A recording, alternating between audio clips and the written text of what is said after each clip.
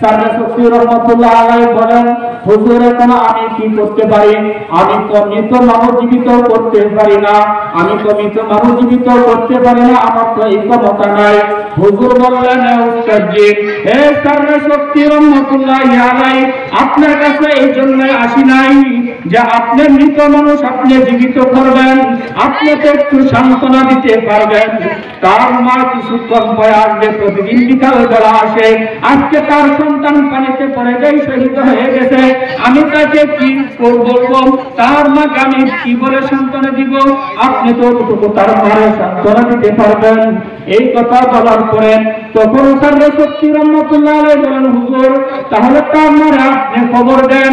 হুজুর এই কথা শুনে তার মার কাছে গেলেন। আব্দুর রহমানের মার গেটের সামনে তারা বলেন, মা গো, ও মা। মা বললেন, কে? তো আমি আব্দুর রহমানের উস্তাদ হুজুর আসলাম। তো কেন বাবা তুমি আসলা? তখন মার উত্তরে বলেন যে হুজুর আমি আসলাম, সাররে সুফি পীর সাহেব হুজুর আপনাকে একটু খবর দিলেন, একটু খবর পাঠাইছেন আপনি ওই জায়গায় যাওয়ার জন্য। তখন বললেন, বাবা আপনি বাইরে দাঁড়ান, আমি বুরকার অর্থ নেই, আমি পাহাড় মোজা পরি, পা মোজা পরি।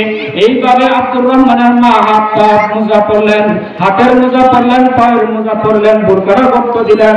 উস্তাদজিরা বললেন, আপনি সামনের দিকে যান, আমি পিছনে আসতেছি। এই উস্তাদজি সামনে সামনে দিকে যায়, পিছনে আব্দুর রহমানের মাও আসেন। আস্তে আস্তে সাররে সুফি রহমাতুল্লাহ আলাইহি দরবারে হাজির হইলেন। সাররে সুফি রহমাতুল্লাহ আলাইহি দরবারে আইসা বলেন, আসসালামু আলাইকুম হুজুর, আপনি কি আমাকে খবর দিলেন? সাররে সুফি রহমাতুল্লাহ আলাইহি বলেন, হ্যাঁ আমি আপনাকে খবর দিছি। সাররে সুফি রহমাতুল্লাহ আলাইহি বলেন, মা তোমাকে খবর দিতে এই কারণে, তোমার সন্তান কয়জন? মা বলেন, বাবা আমার একটা মাত্র সন্তান, আমার আর সন্তান নাই।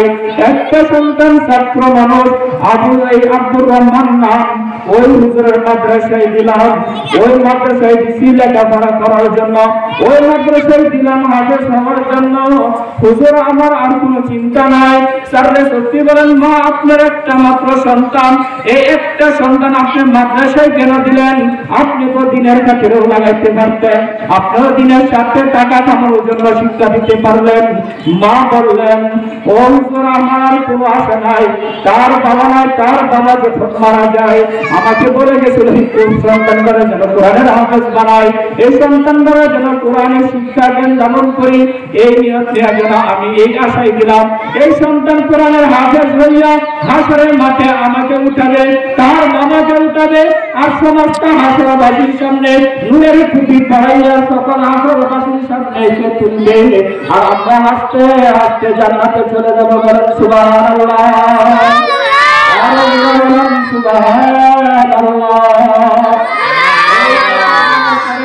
সাররে সুফি রহমাতুল্লাহ আলাইহি বলেন, মা তোমার মনের আশা আল্লাহ তাআলা কবুল করলেন, তোমার মনের আশা আল্লাহ রাব্বুল আলামিন কবুল করে গেলেন। কিভাবে হুজুর?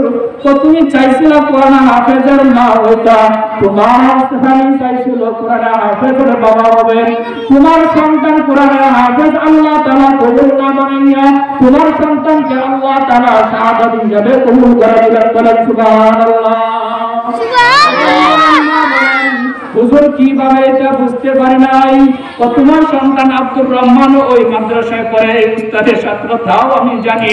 প্রতিদিন তোমার এই সন্তান উস্তাদের জন্য পানি আনার জন্য নদীর ঘাটে যায়। প্রতিদিনের ন্যায় আজকে ফজরের সময় কুয়াশার মধ্যে, অন্ধকার কুয়াশা, আকাশ থেকে ঝরঝর বৃষ্টি পড়ে, অন্ধকার রজনী, নদীর মধ্যে জোয়ার খেলা দিচ্ছে। ছেলেটা বুঝতে পারে নাই, নদী থেকে যখন পানি উত্তোলন করবে, পানি উত্তোলন করার সময় ওই ছেলেটা পাড়া পিছলা মায়া নদীর ভিতরে পড়ে যায়। এই ছেলেটা উঠতে পারে নাই, এই ছেলেটা হার সামর্থ্য দেয় নাই, নদীতে পড়ে সে শাহাদাত বরণ করছে, নদীতে পড়ে সে শাহাদাত বরণ করলো, আর উঠতে পারে নাই। মা তোমার কোনো দাবি আছে নাকি? তুমি চাইছিলা কোরআনের হাফেজ হওয়ার জন্য, আল্লাহ তাআলা তোমার সন্তানদের শাহাদাত বানায়া কবুল করলেন। সুবহানাল্লাহ। এইভাবে যখন সাররে সুফি রহমাতুল্লাহ আলাইহি বলেন, মা বলেন, হুজুর আমার মনে কোনো আক্ষেপ নাই, আমার মনে কোনো আশা নাই, আমার মনে কোনো দাবি নাই, তবে একটা আশা আমি আল্লাহ রাব্বুল আলামিনকে বলি, যে হে আল্লাহ তুমি আমার সন্তানরে নিয়ে যাবে, আমার কোনো দাবি নাই। হে আল্লাহ তুমি আমার সন্তানরে তুমি শহীদি মর্যাদা দিবা, তাও কোনো আমার দাবি নাই। কিন্তু আমার সন্তানরা একটা ভাইয়ের মতো আমার মা বলে কেন গেল না? আমার তো স্বামী নাই, আমার তার কোনো সন্তানাদি নাই, আমার তো আর পুত্র সন্তানও নাই যে তার কাছে আমার চোখের পানি ফেলাবো, তার কাছে আমার মনের কষ্ট বুড়াবো। কিন্তু এই সন্তানও তো আমার নাই, কিন্তু আমার কষ্ট চাই। সন্তানটা যখন আল্লাহ তাআলা নিয়ে নিবে, শেষবারের মতো আমার যে সন্তানটা বলে দেখতে পারলো যে মা আমি চলে গেলাম আল্লাহর কাছে, কিন্তু এই আমরা শুনতে পারলাম না। এছাড়া আমার কোনো মনে আশা নাই, কোনো দুঃখ নাই।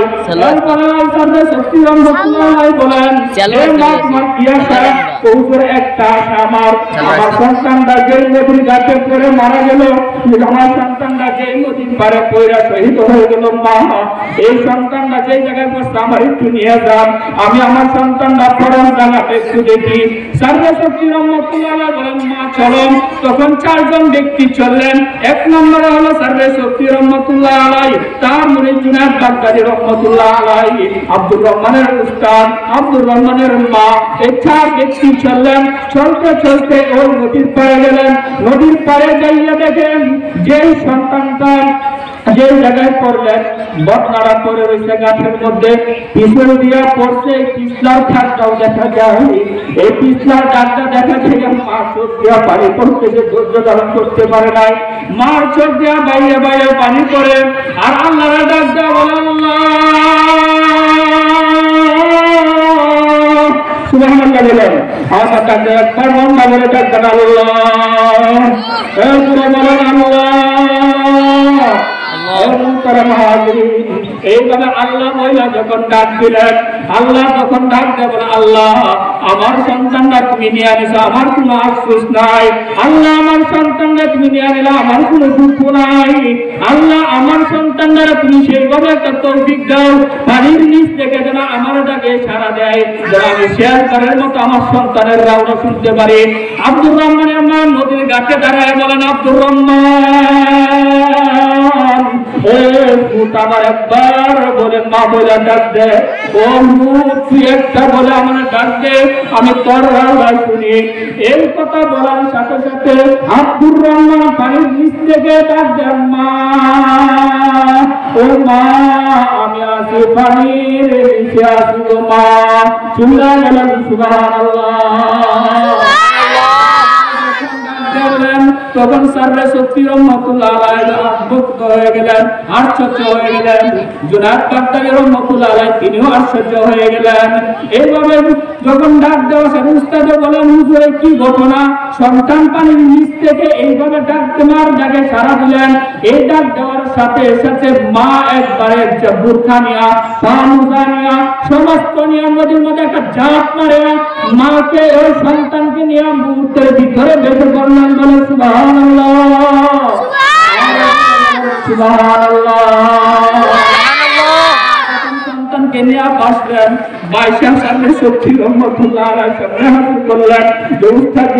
আমার সন্তান, এই আমার সন্তান আব্দুর রহমান, দেখেন আমি পানির নিচ থেকে উত্তোলন করলাম। সাররা শক্তি রহমতুল্লাহ আলাইহি তাকাইয়া দেখেন যে এই আব্দুর রহমানকে পানির নিচ থেকে মা সন্তান নিয়ে বাসলেন। বোঝা যাইতেছে মা যখন এই মাত্র খেলা থেকে তার সন্তানকে নিয়ে আসলেন, যে সন্তান খেলা করতেছে খেলতেছে, এই খেলা থেকে মা এই সন্তানকে নিয়ে আসলেন। এমন ভাবে বোঝা যায়, বলেন সুবহানাল্লাহ। তখন জুনায়েদ বাগদাদী রহমতুল্লাহ আলাইহি এই ঘটনা দেখে তার পীর সাররে শক্তি রহমতুল্লাহ আলাইহিকে দুইটা প্রশ্ন করলেন। এই দুইটা প্রশ্ন করার পরে বললেন উস্তাদ জি এই দুইটা প্রশ্নের জবাব যদি আপনি দিতে পারেন তাহলে আপনার মুরিদ আমি থাকবো, আর না হয় আমি আপনাকে ছেড়ে চলে যাব। সাররে শক্তি রহমতুল্লাহ আলাইহি বলেন যে হে জুনায়েদ বাগদাদী তুমি দুইটা শর্ত করো, দুইটা প্রশ্ন করো, দুইটা প্রশ্নের উত্তর দিতে পারি তাহলে তুমি থাকবা নাকি? তখন জুনায়েদ বাগদাদী বলেন হ্যাঁ হুজুর তাহলে আমি থাকবো। তখন সাথে সাথে বললেন যে হুজুর সকালবেলা ফজরের সময় সন্তানটা পানিতে পড়লো, সন্ধ্যা জমায় আসছে, এই 12-13 ঘন্টা 10 ঘন্টা 11 ঘন্টা পানির নিচে এই সন্তানটা কিভাবে রইল? এর উত্তর চাই। দ্বিতীয় নম্বর উত্তর যে এই সন্তান এই নদী এত স্রোত যে হাত ধরলে কেটে নিয়ে যাবে, কিন্তু যে জায়গায় সন্তানটা পড়লো সেই জায়গা থেকে এই সন্তানকে মা নিয়ে বাঁচলো, একটু এদিক সেদিক হয় নাই, কিন্তু সন্তানটা তো এখানে থাকার কথা না, কিন্তু এই জায়গাতেই রইল। কারণ কি, আপনি এই দুইটা প্রশ্নের উত্তর যদি দিতে পারি তাহলে আপনার কাছে আমি মরিতাব্য, আর না হয় আমি চলে যাব। সারওয়ার সুফি রহমাতুল্লাহ আলাইহি বলেন যে দুইটা প্রশ্নের উত্তর যদি দিতে পারি তাহলে কি আপনি থাকবেন নাকি? হ্যাঁ। তো এক নম্বর প্রশ্ন যে এই সন্তানটার উত্তর শুনুন, যে এই সন্তান যে সারওয়ার সুফি রহমাতুল্লাহ আলাইহি বলেন যে সন্তানটা এখানে পড়ে গেছে, এই সন্তানটা পড়ার সাথে সাথে সমস্ত নদীর মাছ মৎস্য যাগুলো আছে কোটি কোটি মাছ সেটার মধ্যে পড়ে যায়, সেটার মধ্যে পড়ে আল্লাহ তাআলাকে বলে, আল্লাহ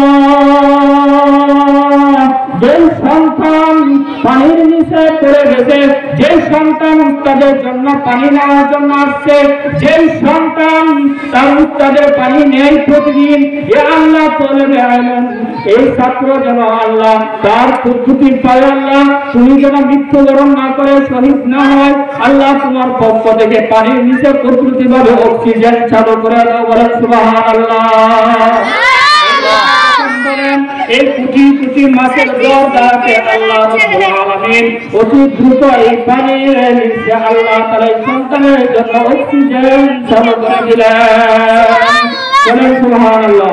সম্মানিত হাজিরিন, এই ঘটনা জানতে পারলেন যে এখানে একদিন নয়, 2 দিন নয়, 10 ঘন্টা নয়, বছরে 10 বছর যদি থাকতো তাহলেও তার অক্সিজেন বন্ধ হইতো না, এরপরেও তিনি সেখানে থাকতে পারলো। বলেন সুবহানাল্লাহ।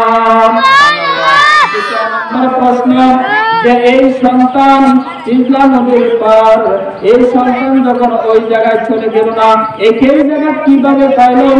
সারওয়ার সুফি রহমাতুল্লাহ আলাইহি বলেন যে আপনি এখন শুনেন, সন্তান যখন রাস্তাতে হেঁটে যায়, সন্তান হেঁটে যাওয়ার দাঁড়াতে তার পায়ের নিচে এই তলার আলমের পায়ের নিচে আল্লাহ রাব্বুল আলামিন কুদরতি ভাবে করে মাথার নূরের পর বিছাইয়া দেয়, সন্তান যেন হেঁটে যাওয়ার সময় কোনো দুঃখ না পায়, কোনো কষ্ট না পায়, এই জন্য নূরের পর বিছাইয়া দেয়।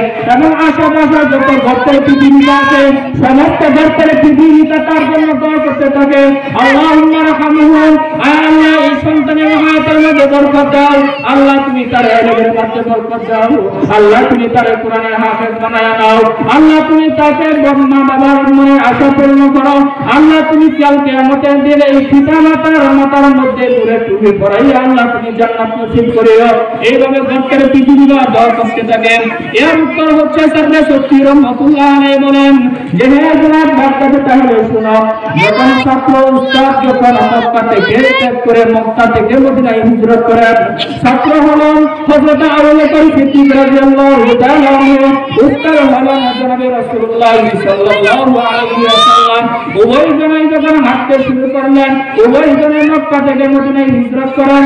এরপরে যাইতে যাইতে গারে সুর পর্যন্ত যারা পৌঁছলেন, এই গারে সুর পর্যন্ত যারা যখন পৌঁছলেন, তখন আল্লাহ রাসূল বললেন, হে আবু বকর, এই গারে সুরে যে গর্ত আছে এখানে আমরা থাকতে হবে।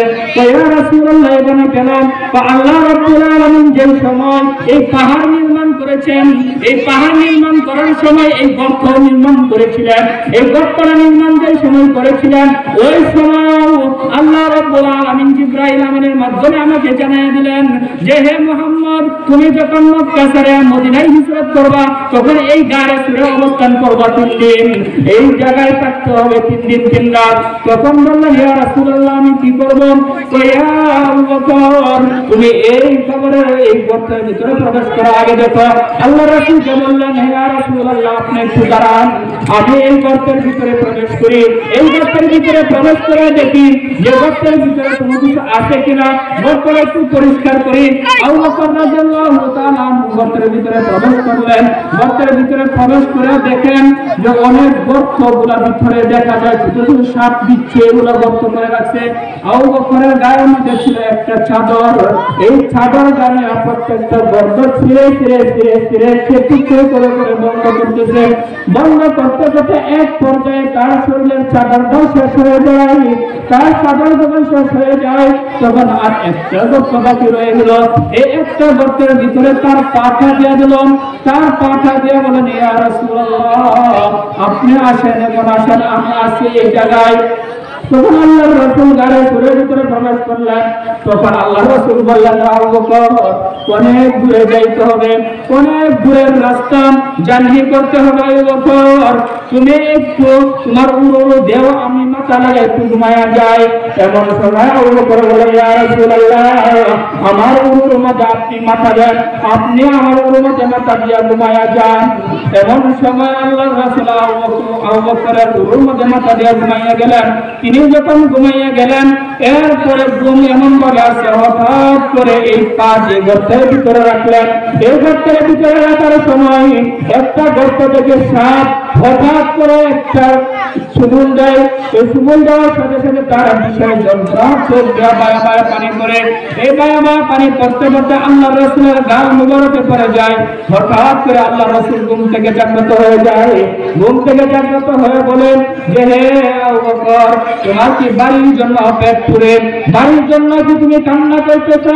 আল্লাহ রাসূলের প্রশ্নের জবাবে আবু বকর বলেন, ইয়া রাসূলুল্লাহ, মুছেও না, যে জায়গায় আমার নবী আছে, যে জায়গায় আমি আছি, লা তাহজান, লা তাহজান, আমি কোনো চিন্তা করি না, কোনো টেনশনও করি না, কোনো ভয় করি না। ইন্নাল্লাহ মা'ানা, একমাত্র আল্লাহ রাব্বুল আলামিন আমাদের সাথে আছেন। আবু বকর, তুমি ভয় পাও না। ইয়া রাসূলুল্লাহ, এই জন্য আমি কান্না করি না, আমি কান্না করতেছি আপনাকে যখন আমার উম্মত আপনি শুনলেন, শোয়ার পরে একটা গর্ত বাকি ছিল, এই গর্তটার ভিতরে আমার পাড়া রাখলাম, দেখি একটা সাপ হঠাৎ করে আমাকে সুবুল করলেন। সুবুল করার সাথে সাথে আমার বিষয় যন্ত্রণা সহ্য করতে পারি নাই, মনের অজান্তে আমার চোখ থেকে পানি আসা আপনার গাল মুবারকে পড়ে যায়। ইয়া রাসূলুল্লাহ, আমি মাপ চাই। আল্লাহ রাসূল বলেন, কোন জায়গায় কামড় দিয়েছেন? আবু বকর তার মুড়ারা দেখাইলেন, পায়ের মুড়াগুলা দেখাইলেন। ইয়া রাসূলুল্লাহ, ওই জায়গার মধ্যে কামড় দিয়েছেন। সাথে সাথে আল্লাহ রাসূলের টুকু মুবারক এই সাপের যে জায়গায় কামড় দিয়েছে ওই জায়গায় একটু লাগায়া দিলেন, সাথে সাথে বিষ ভালো হয়ে যায়। সুবহানাল্লাহ,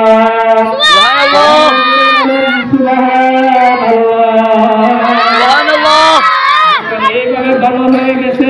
তখন বলেন আল্লাহ রাসূল বলেন, হে গর্তের সাপ, আমি বিশ্বের নবী, আমি আসমান জমিনের যত মাখলুক আছে সবারই নবী। হে সাপ, তোদের নবী। হে সাপ, তোরা আয়, কেন আমরা ওপরে কামড় দিলে আয় দেখি। সাথে সাথে সাতটা মাথার বাইরে হয়ে দেয়া বলেন, হে আল্লাহ, আমার জবানটা তুমি খুলে দাও, আমি যেন নবীর প্রশ্নের উত্তর দিতে পারি। সাথে সাথে এই সাপের জবান আল্লাহ তাআলা খুলে দিলেন। চিল্লায়া বলেন সুবহানাল্লাহ, সুবহানাল্লাহ। খুলে দিলেন, খুলে দেওয়ার সাথে সাথে সাথে বলে, ইয়া রাসূলুল্লাহ, যেদিন আল্লাহ তাআলা আপনাকে জিবরাইল আমিনের মাধ্যমে জানাইলেন যে আল্লাহ রাসূল ওসির এই মক্কা থেকে মদিনায় হিজরত করবে, কাফের বেদিন মুশরিকের অত্যাচারে, কাফের মুশরিকদের যারা যন্ত্রণায়, তাদেরকে ত্যাগ করে মায়ের দেশ, বাবার দেশ, জন্মভূমি ত্যাগ করে মদিনাকে হিজরত করতে হবে। ওই সময় তিনি যখন যাইবেন তখন এই গাড়ে সুর, এই পাহাড়ে উঠে এই জায়গার মধ্যে আপনি অবস্থান করবেন, এটাও আমি শুনতে পাইলাম। সেই দিন থেকে নিয়েই আমি ওই জায়গায় অবস্থান করতেছি আপনাকে একটা নজর দেখার জন্য। আপনাকে একটা নজর যখন দেখতে পারি, এইভাবে আমি দীর্ঘদিন যাবৎ অবস্থান করতেছি। সাতটা যখন গর্ত থেকে বাইর হয়, একবারে শুকনো, একবারে বৃদ্ধ পর্যায়ে, নাই শরীরে শক্তি, নাই খাবার দাবার। সাহেব উত্তর, ইয়া রাসূলুল্লাহ, যেদিন থেকে শুনছি সেদিন থেকে আমি এই জায়গায় অবস্থান করে আমি কোনো খাবারের জন্য বাইর হই নাই। না জানি আপনি কোনদিন চলে আসেন, আমি একটু পানি পান করি নাই, আপনার জন্য অবস্থান করতেছি। ওই সময় আমি যখন অনেকগুলো ছিদ্র করে রাখছিলাম যে একটা ইন্ডিয়া নয়, একটা ইন্ডিয়া আপনাকে আমি দেখবো, আপনার আবু বকর তো চালাক, প্রত্যেকটা ছিদ্রগুলা বন্ধ করে দিল। শেষ পর্যায়ে এই ছিদ্র একটু পাইলাম, এখান থেকে আপনাকে দেখার জন্য আমি আসলাম। আসার পরে আপনি আবু বকর এরপরে উপাস হয় না, যখন পা সরানো হতো আপনি যাওয়ার সময় হয়ে গেছে, আপনি যখন চলে যাবেন, চলে যাওয়ার পূর্বে যখন আপনাকে দেখতে পারি অসহায় হইয়া যখন দেখতে পারি আপনি আরম্ভ করে আমি একটা সুবল দিলাম, এই সুবল দেওয়ার পরে আমি এই আপনাকে দেখতে পাইলাম, সাথে সাথে আল্লাহ রাসূলের চোখ বাইয়া পানি পড়েন যে হে কাফের মুশরিকরা, হে মক্কার কাফেররা, হে মক্কার মুশরিকরা, তোরা মানুষে আমার চিনলি না, তোরা মানুষে আমাকে চিনতে পারলি না। একটা হিংস্র একটা প্রাণী হইয়া সাপ হইয়া সে পেট গর্তের ভিতরে অবস্থান করতেছে একমাত্র আমাকে দেখার জন্য। আল্লাহ তাআলার কাছে দোয়া করলেন, আল্লাহ তার মনের আশা পূর্ণ করে দাও, আল্লাহ তুমি তার মনের আশা আকাঙ্ক্ষা তুমি পূর্ণ করে দাও। সাথে সাথে আল্লাহ রাব্বুল আলামিন তার দেখার সৌভাগ্য মনে আল্লাহ বলেন, আবু বকর এই হলো সাপ যে আমাকে ছিল মক্কার কাফেররা চিনে নাই। তখন এই সাপে বলেন, আল্লাহ তোমার আমার নবীর আল্লাহ সমস্ত কাফের মুশরিকদের হেফাজত করো। এইভাবে এই সাপ গর্তের পৃথিবীটা সহ এইভাবে ছাত্রদের জন্য বলেন, আলেমদের জন্য দোয়া করতে থাকেন। ছাত্র হলেন আবু বকর, উস্তাদ হলেন হযরত রাসূলুল্লাহ সাল্লাল্লাহু আলাইহি ওয়াসাল্লাম। এই হলো দুজন ছাত্র উস্তাদ, তাদের জন্য গর্তের পৃথিবীটা দোয়া করে, সমুদ্রের মাছ দোয়া করে, রাস্তা দিয়ে হেঁটে গেলে আল্লাহ রাব্বুল আলামিন ফেরেশতার মাধ্যমে নূরের উপর বিছায়া দেয়। বলেন সুবহানাল্লাহ।